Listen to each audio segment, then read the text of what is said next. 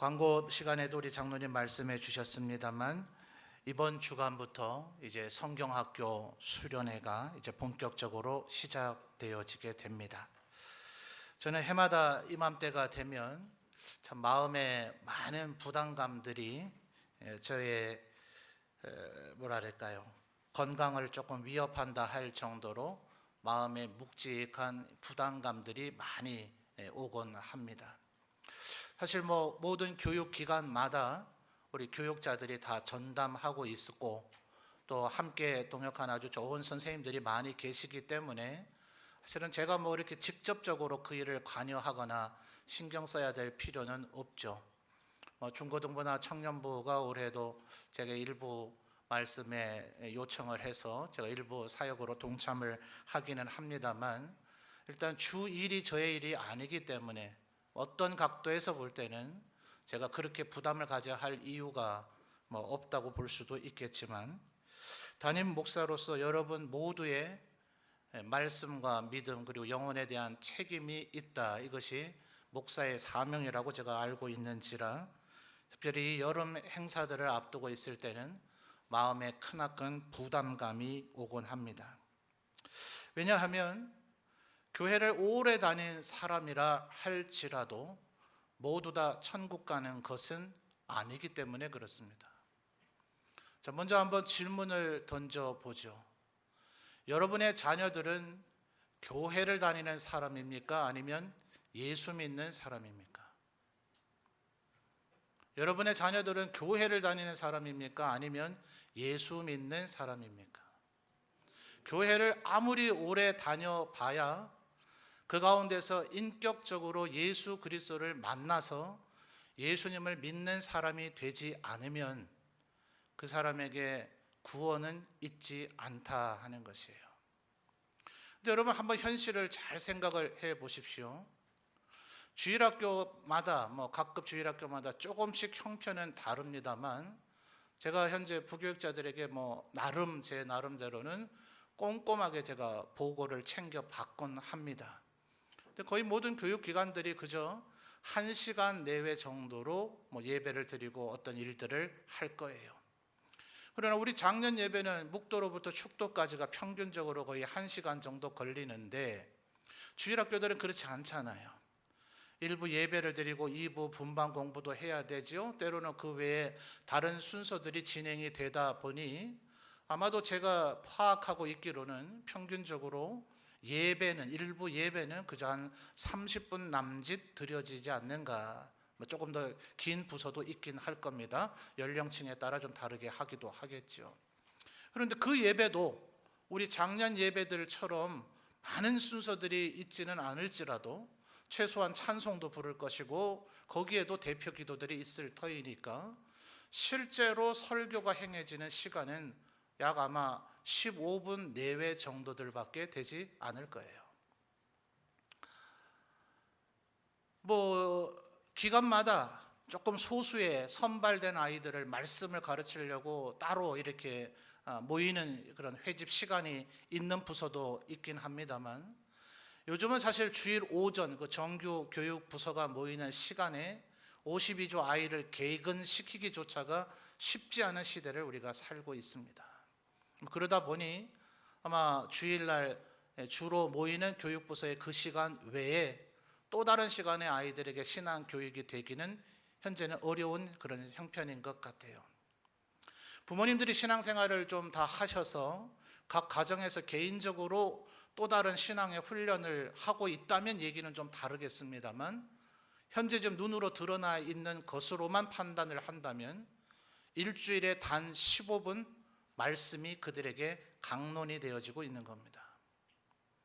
여러분 하루가 24시간이죠. 1시간을 15분 단위로 나누면 하루가 96조각이 됩니다. 15분은 딱 100분의 1은 아니지만 96분의 1밖에 되지 않는 거의 1% 남짓 정도 되는 시간밖에 안 됩니다. 하루에 15분이 1%도 안 되는데 일주일에 15분 그것으로 말씀 앞에 노출이 되어졌을 때 과연 그가 하나님을 인격적으로 만날 수 있는가? 그게 가능하다면 그게 진짜 기적이지 않습니까? 여러분 어떻게 생각하세요? 나머지 그 모든 시간들이 우리는 이 세상에 하나님을 대적하는 것들로 가득 찬 세상에서 살아가고 있습니다. 우리 장로님 오늘 대표 기도하시면서도 여러 가지 견해들 말씀하셨습니다만, 하나님을 모르는 것들, 하나님이 계시지 않다는 생각들, 심지어는 이제 적극적으로 기독교가 말하는 하나님의 실제하다는 걸 우리가 동의한다. 그런데 그를 믿고 따르지는 않겠다. 그에게 대항하겠다. 세계에 사탄교라는 종교가 있습니다.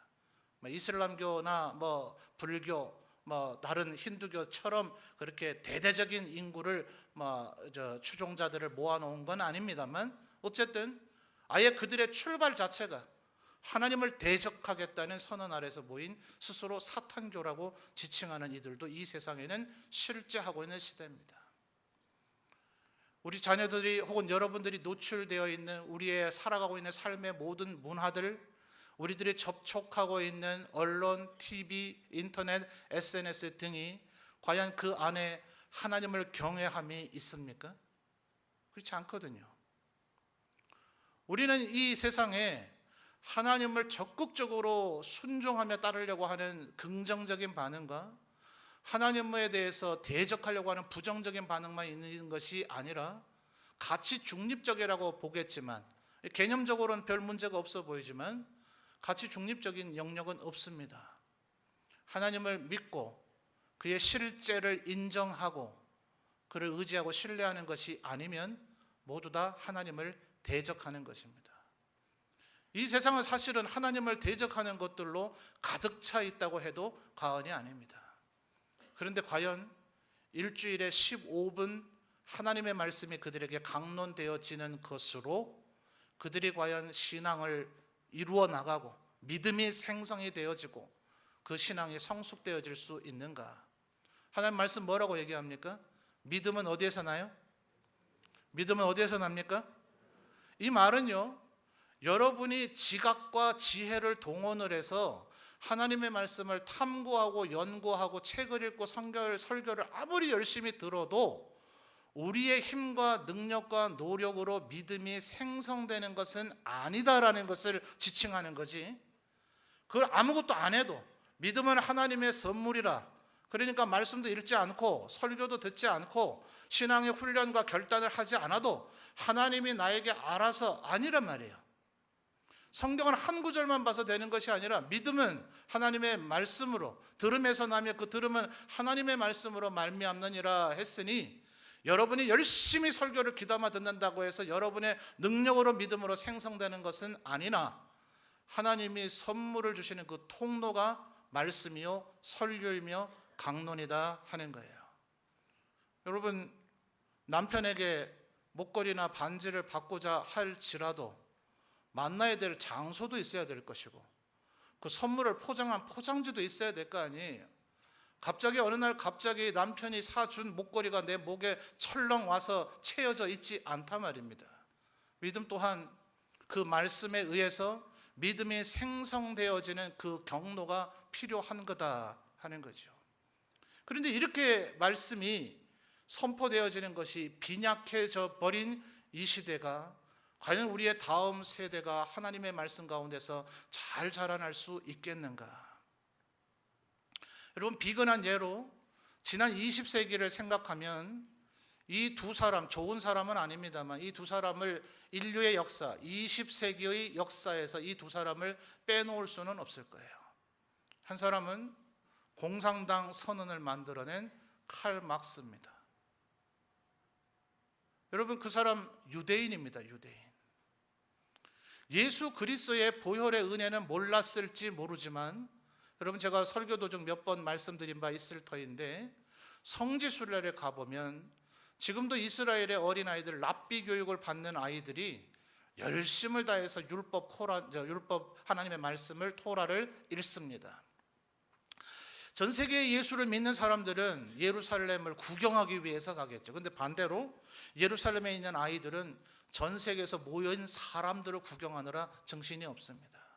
그럼 사람 구경해 보셨어요? 그것도 굉장히 재밌습니다. 다양한 옷을 입고 다양한 혈통, 다양한 민족, 다양하게 생긴 사람들을 보는 재미가 얼마나 쏠쏠한데요.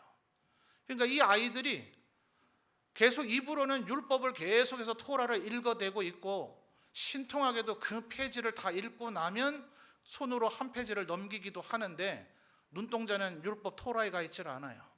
사람들의 얼굴을 쳐다보고 있습니다. 무슨 얘기예요? 이미 그 내용의 99% 이상을 암기하고 있습니다. 그렇게까지 신앙의 훈련을 시킨 것이 유대인들이에요. 여러분, 고대 히브리어는 원래 모음이 없었습니다. 자음만 있어도 그것을 어떻게 읽는지를 알던, 모두 다 자기 모국어 히브리어를 알던 시대에는 모음이 필요치 않았어요. 근데 수천 년간 나라 잃으면서 이 언어의 단절의 위기를 겪는 시대가 되자 이 단어를 어떻게 읽는 것인가, 자음만 가지고선 어려운 시대가 돼서 후기 히브리어의 모음이 만들어집니다. 그런 위기를 겪어가면서까지도 그들은 자기들의 히브리어 언어를 지켜냈고 하나님의 말씀을 지금까지도 읽으면서 어쨌든 신앙 교육의 그런 열정은 우리 한국인의 교육의 열정이나 한국 기독교의 신앙 훈련의 열정이 따라가지를 못합니다. 근데 그 유대인 가운데서 공산주의를 창건한 자가 나왔다는 거예요. 여러분, 또한 지난 20세기에 2차 세계대전 하면 꼭 떠올라야 될 사람 누굽니까? 좋은 사람은 아닙니다만 누구 떠오르세요? 2차 세계대전 하면 말 좀 해보이소. 모릅니까? 누구 떠오르죠? 히틀러 떠오르죠. 이 사람 주일학교 출신입니다.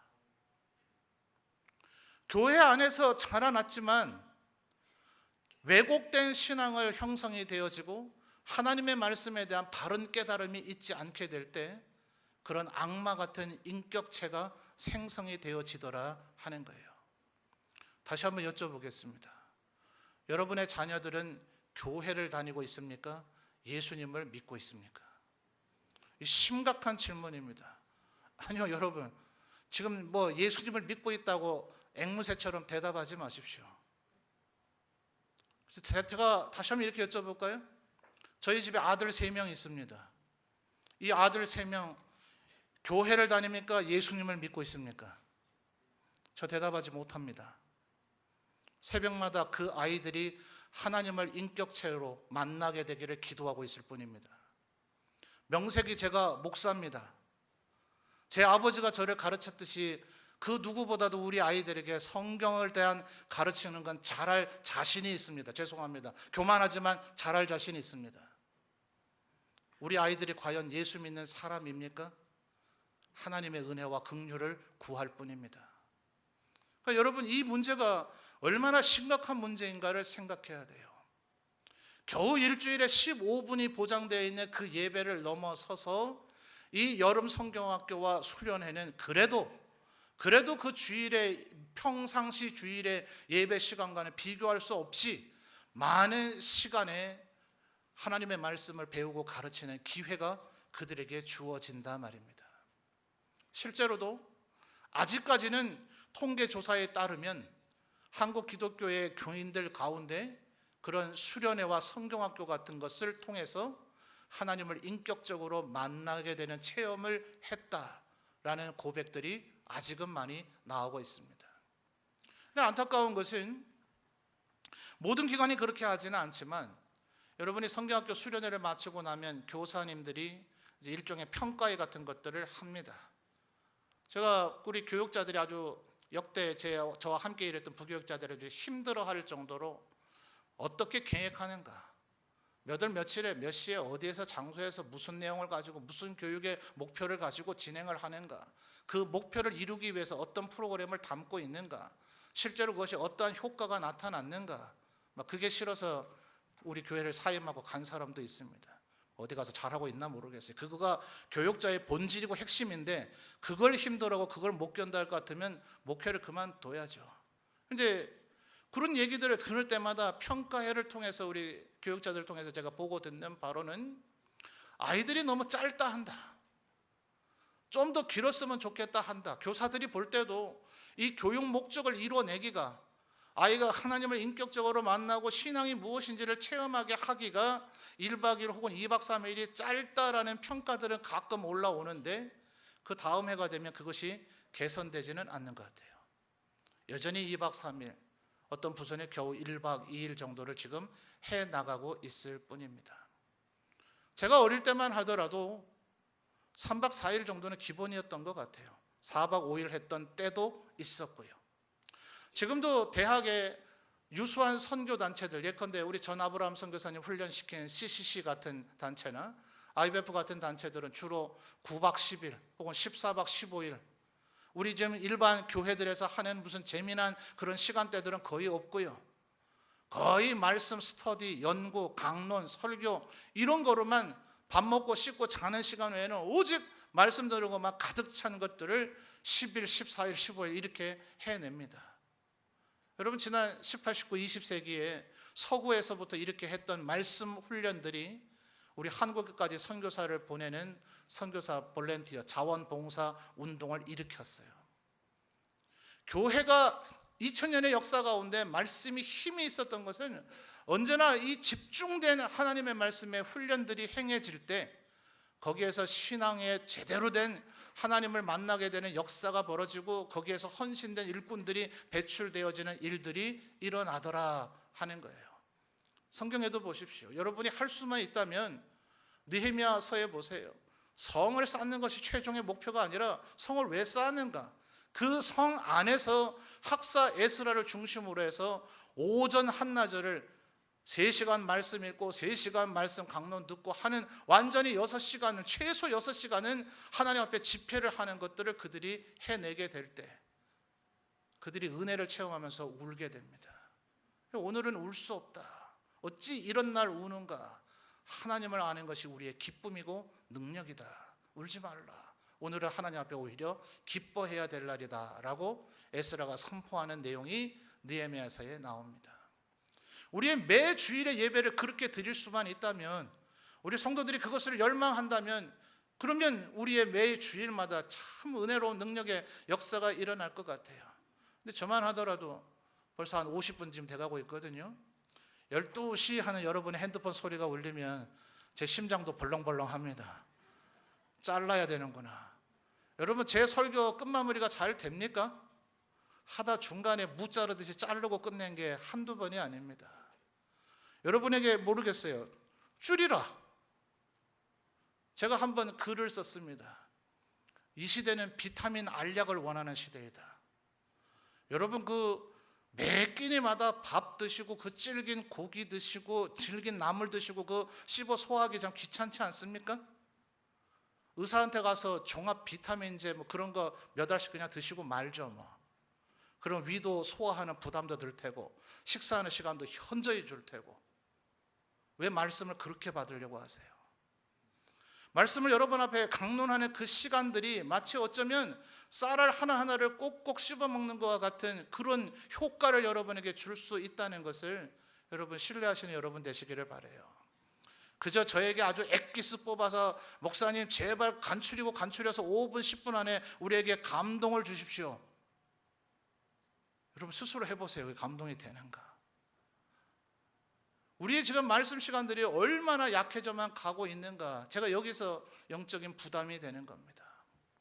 이 아이들이 하나님을 인격적으로 만나지 아니하고 올해도 지나가고 그렇게 6년, 12년 지나고 20년이 지나고 나면 자, 여러분 어떻습니까?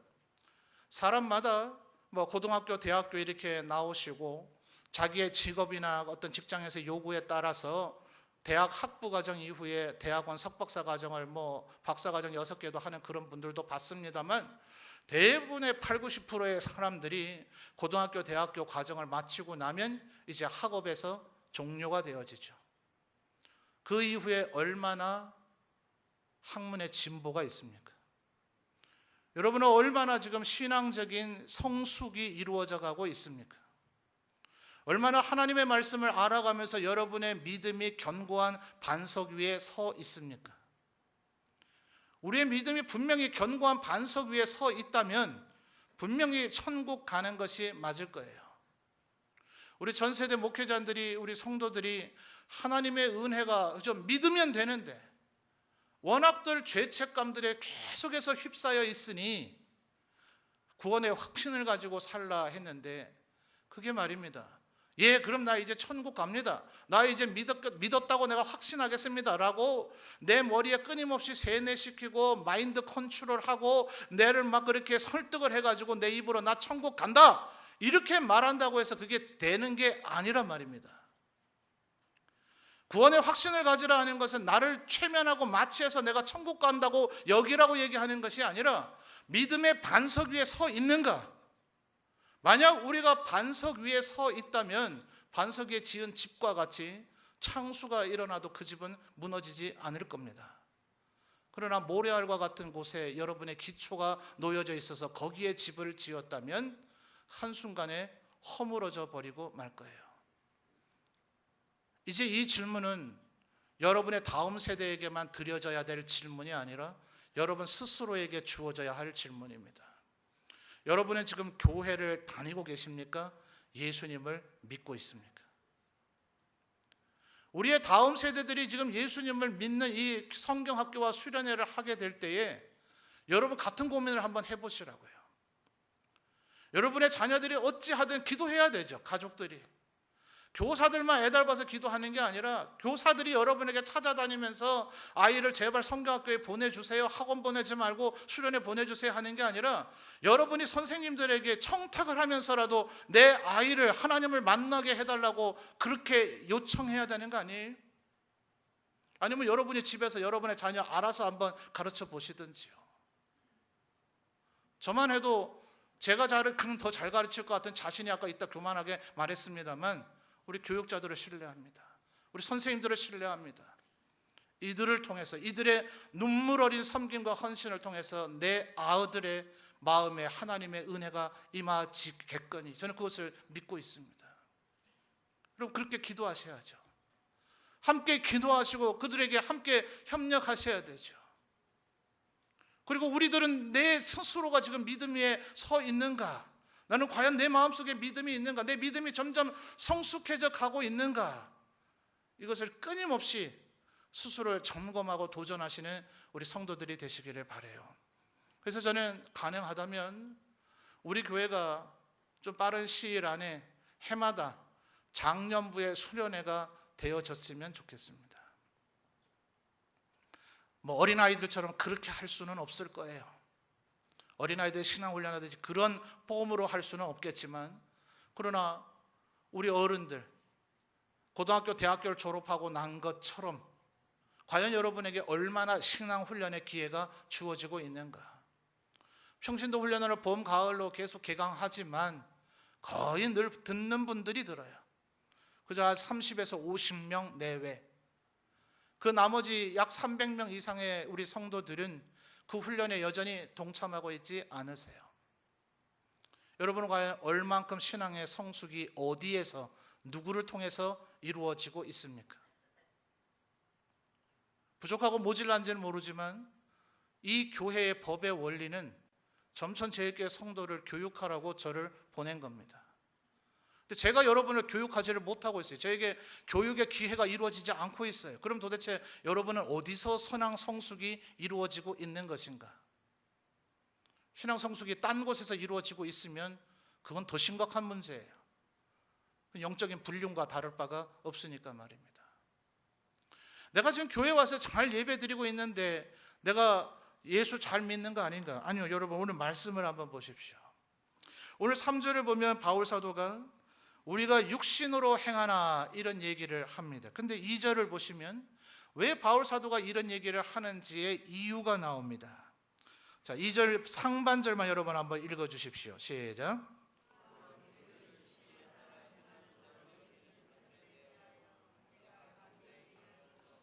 자, 바울 사도의 일행을 통해서 또한 우리를 그랬죠? 이 우리는 바울 사도와 그의 일행들입니다. 그들에게 지금 뭐라고 말하고 있다고요? 육신을 따라 행하는 자라고 지금 말하고 있대요. 바울 너희들은 육신을 따라 행하는 자들이다.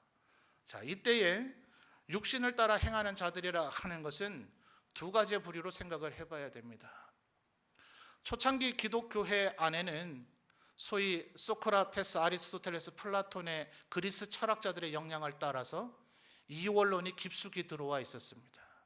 요한 1서에서도 설명되고 있는 초창기 기독교에 지금까지도 뿌리가 깊이 내리고 있는 모든 이단들은 이들에게 영향을 받아서 파생됐다고 해도 과언이 아닌 것이 영지주의자들입니다.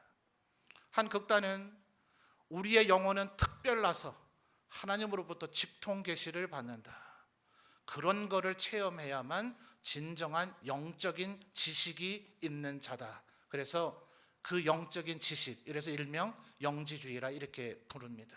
그들은 더 나아가서 하나님은 영이시고 천국도 영적인 영역이고 우리가 구원받아야 되는 것은 영혼이기 때문에 영혼이 구원받을 뿐 우리의 육체는 어떻게 살아도 상관없다. 죄는 육체가 짓는 것이지 영혼이 짓는 것은 아니다.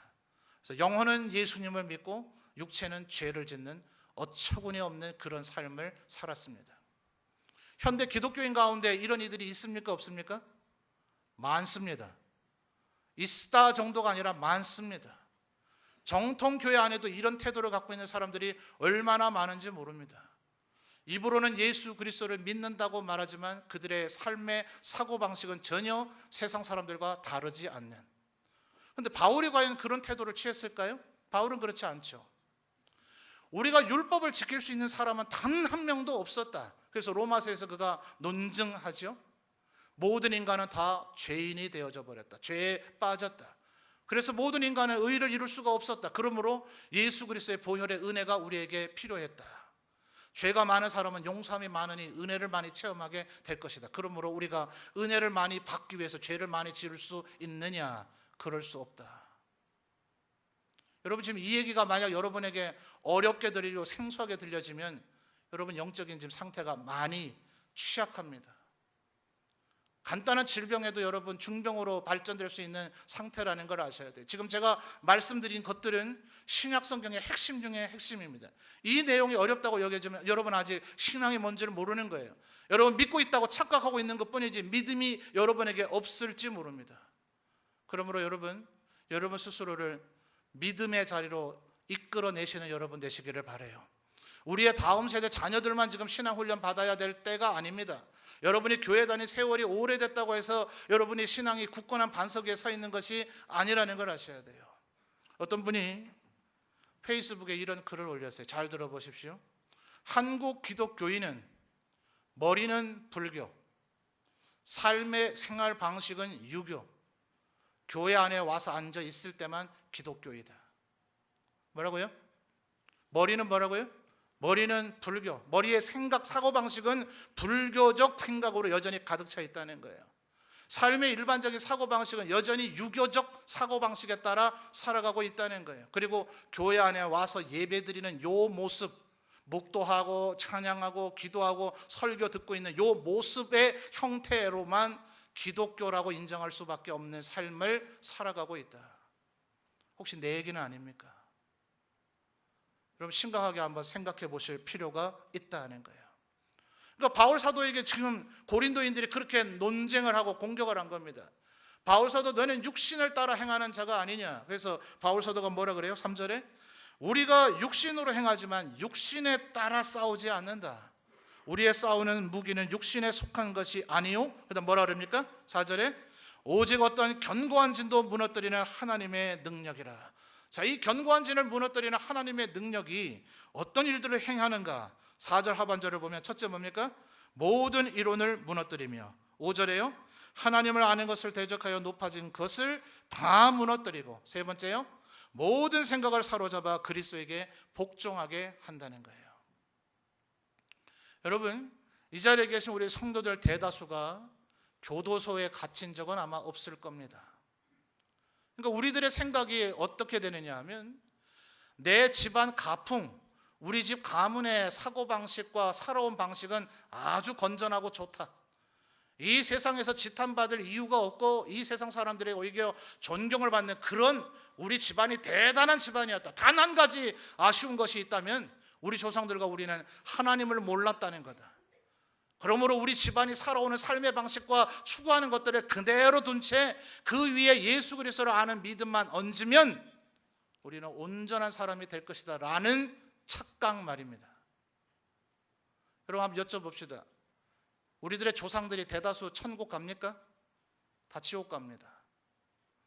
지금 이 세상에 감옥은 안 갔을지라도 하나님을 믿지 않고 하나님 앞에 구원받지 않은 자들이 천국 갑니까? 다 지옥 갑니다. 우리들이 그저 성경 몇 줄 아는 것으로 예수 믿는 사람이 되는 것이 아니라 지금 4절 하반절에 뭐라 그랬다고요? 모든 인원을 무너뜨리고 5절에 하나님을 아는 것을 대적하여 높아진 것을, 그 다음 뭐라 그럽니까? 뭐가 나오죠? 다라고 하는 단어가 나오잖아요. 하나님을 대적하여 높아진 생각이 무엇인지 굳이 생각할 필요 없어요. 그 모든 생각이 다 무너뜨려져야 되고, 그 다음에요, 무슨 생각이요? 오늘 설교 제목입니다. 무슨 생각이요? 모든 생각을 사로잡아 그리스도에게 복종해야 된다. 여러분, 우리의 신앙의 영역이, 우리의 삶의 전 영역이 하나님의 뜻대로 행해지고 있는가? 우리 집안은 원래부터 이렇게 해왔다. 아니요, 그거 죄악된 습성일 수 있다니까요. 온 세상 사람들이 다 이렇게 한다, 이렇게 해도 국법으로 처벌 안 한다, 다 감옥 안 간다. 아니요, 그것은 그럴지라도 하나님을 대적하는 생각이라고요. 여러분, 성경 말씀에 그래서 뭐라고 나옵니까? 무엇을 먹든지 마시든지 다 뭐 하라고요? 하나님의 영광을 위해서 하라. 여러분, 하루에 얼마나 드세요? 요즘 누가 우스갯소리로 세 끼를 다 먹고 살 빠지기를 바라는 건 죄다 이러더라고요. 그러니까 먹는 건 여러분 아마 두 끼나 한 끼 드시는 분도 계실지 모르겠어요. 그럴지라도 물을 마시든 커피를 마시든 음료수를 마시든 뭔가는 마시지 않겠어요? 우리의 삶에 얼마나 빈번하게 일어나는 일입니까? 그런데 그 작고 하찮은 빈번한 일까지도 뭐 해야 된다고요? 하나님의 영광을 위해서 해야 된다. 뭘 마시는 것조차라도. 그 말씀의 의미는 바로 그런 것입니다. 그러므로 우리의 모든 생각이 다 그리스도에게 복종되어지고 있는가? 이 사실을 점검해 보시는 우리 성도님들 되시기를 바라요. 그래서 이 여름에 우리의 다음 세대만 신앙훈련 받아야 될 때가 아니다. 여러분, 기도하십시오. 우리의 자녀들이 하나님을 만날 수 있도록 기도하십시오. 할 수 있다면 여러분이 그 교육부서의 성경학교 수련회에 어떤 형태로든 동참하십시오. 참관이라도 와서 한번 해보십시오. 그 아이들이 듣는 말씀은 아이들만이 들어야 될 말씀이 아니라 모든 하나님의 백성이 들어 마땅한 말씀인 줄 믿습니다. 그 말씀은 우리의 자녀들에게만 역사하는 것이 아니라 우리의 심령에도 역사하는 말씀인 줄 믿습니다.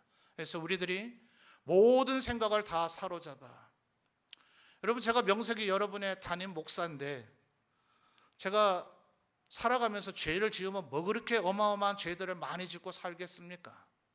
근데 저는 이 찬양 부를 때만 되면 눈물이 왈칵왈칵 쏟아요. 가스펠 찬양 가운데 보소서 주님 나의 마음을 선한 것 하나 없습니다. 이 한 구절 부르다 눈물이 왈칵 쏟습니다. 보소서 주님 나의 마음을, 제 마음이 좀 선하지 않은 것, 좀 죄악된 것이 조금 있습니다가 아니라 선한 거 어떻다고요? 하나 없습니다. 목사인 저의 솔직한 고백입니다. 말씀대로 살고자 무던히 애를 써보지만 모든 생각을 사로잡아 그리스도에게 복종하게 하고 있는가? 여전히 내 삶의 어떤 영역은, 나의 어떤 사고방식은 하나님과 그리스도의 뜻을 거역하며 내 생각과 내 뜻대로 살고 있구나. 그것이 믿음입니까? 그 믿음은 죽은 믿음이라고 야고보서가 이야기하고 있습니다. 오직 믿음이 있는 자는 천국 갈 것입니다. 여러분에게 믿음 있기를 주님의 이름으로 축원합니다. 하나님의 은혜의 선물로 우리에게 믿음을 주신다고 약속하셨습니다. 그 믿음은 말씀을 들음에서 생성된다고 말씀하고 있습니다. 제가 여러분에게 줄 수 없습니다. 여러분이 얻을 수도 없습니다. 오직 하나님의 선물로 주십니다. 다만 그 선물은 말씀 듣고 말씀 읽고 말씀 묵상하는 가운데 그 선물이 주어집니다. 믿음을 소유하시는 우리 성도들 되시기를 바라요. 천국 가시는 성도들 되시기를 바랍니다. 우리의 다음 세대들이 이 여름 성경학교와 수련회를 통해서 하나님을 인격적으로 만나게 되기를 주님의 이름으로 축원합니다.